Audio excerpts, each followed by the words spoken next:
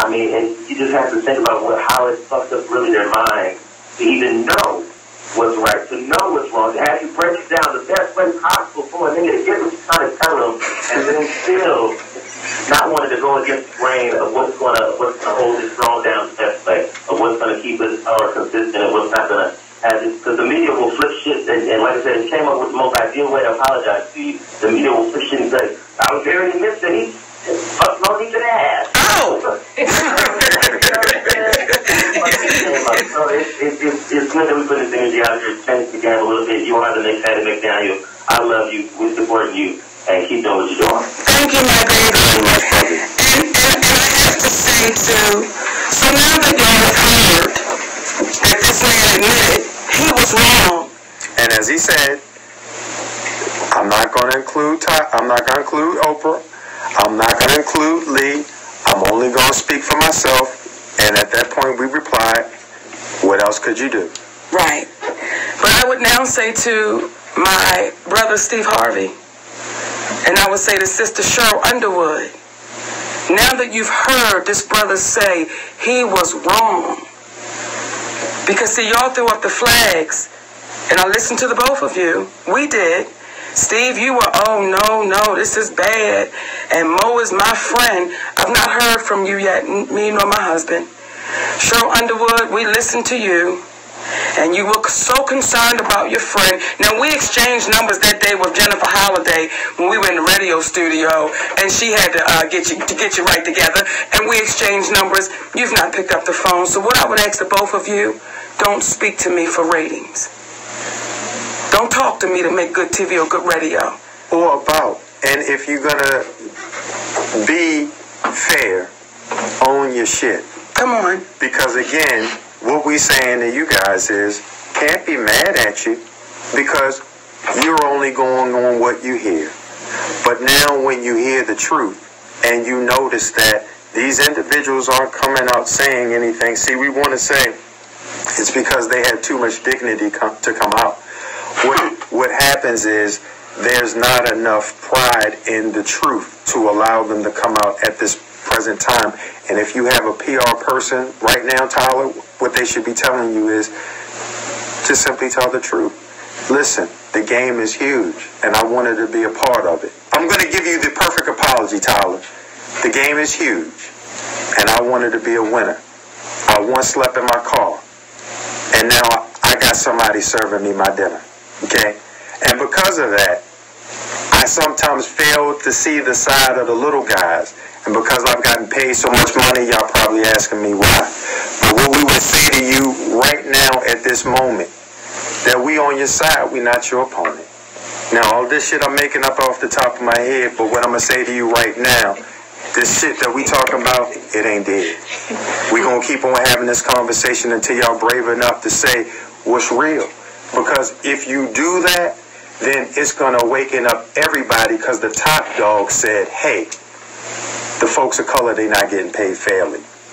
And I didn't want them to go against me. And I've told this story before. When I was a child, my mother was abused by my father.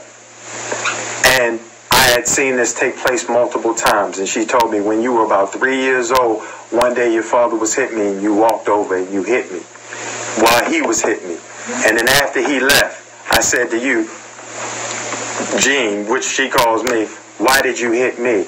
And I said to her, I knew he was wrong, but I didn't want him to get me.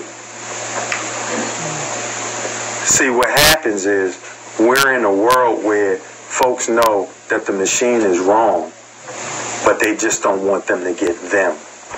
And because of that moment is why I sit next to my wife, because I'm a man now. I'm not a child. So what I can't do is sit back and allow someone to attack another individual because I'm afraid of what they're going to do to me. And Brother Tyler Perry, be bold enough to say it out loud and say what the machine is, because you're closest to the top. You have the ability to make a change. You, Oprah Winfrey, you have the ability to make a change. And we accept apologies. We accept mistakes because we know what it is to make it. That's why we're talking to you, not in a way that's belligerent or about you, because you're not here. We can say anything we want, but that's not what we're trying to convey, because it's still love. We understand that you've been brainwashed by the same system that many of us have been. That's why your allegiance is to the machine and not to the spirit of who you are. We'll sit there and we'll talk about God. We'll give millions of dollars on behalf of the church and Jesus and all that, but we're not doing the things that we've hailed and people have hailed Jesus for doing, and that's being truthful and for the truth.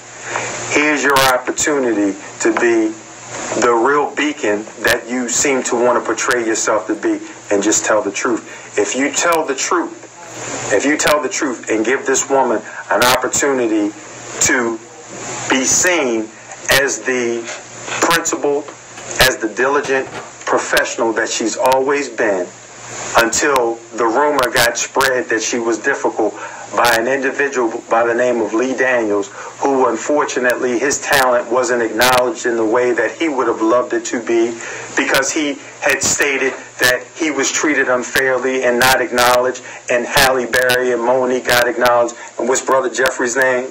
Jeffrey Fletcher. Jeffrey Fletcher, who won the Academy Award. And then you have Gabourey Sidibe, who was nominated, but the director, he got no acknowledgement and he felt left out because MoNique didn't give him his praise on the Academy Award stage.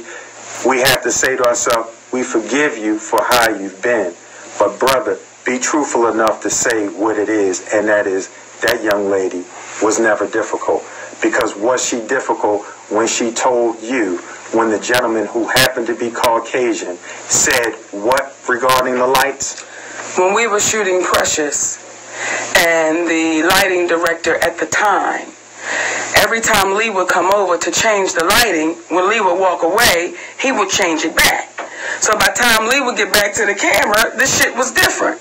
And then the lighting director says, I don't care how many times he come over here and change it, I'm going to have the lighting the way I want to have it. And then what did you do? I then called Lee over there. Now, I never called him Lee on the set. I always referred to him as Mr. Daniels. Because you were being difficult. I called Mr. Daniels over and I said, Mr. Daniels, this gentleman right here just said he don't care what you do with these lights. He going to get the lighting the way he want to do the lighting. What did you say? He don't care what you do with the lighting. He going to do the lighting the way he want to do the lighting. Say it one more time. He don't care what you do with the lighting. He going to do the lighting the way he want to do the lighting. Now, she telling on him like D from What's Happening, okay? In front of everybody. That's in front of everybody. And then what did Lee do?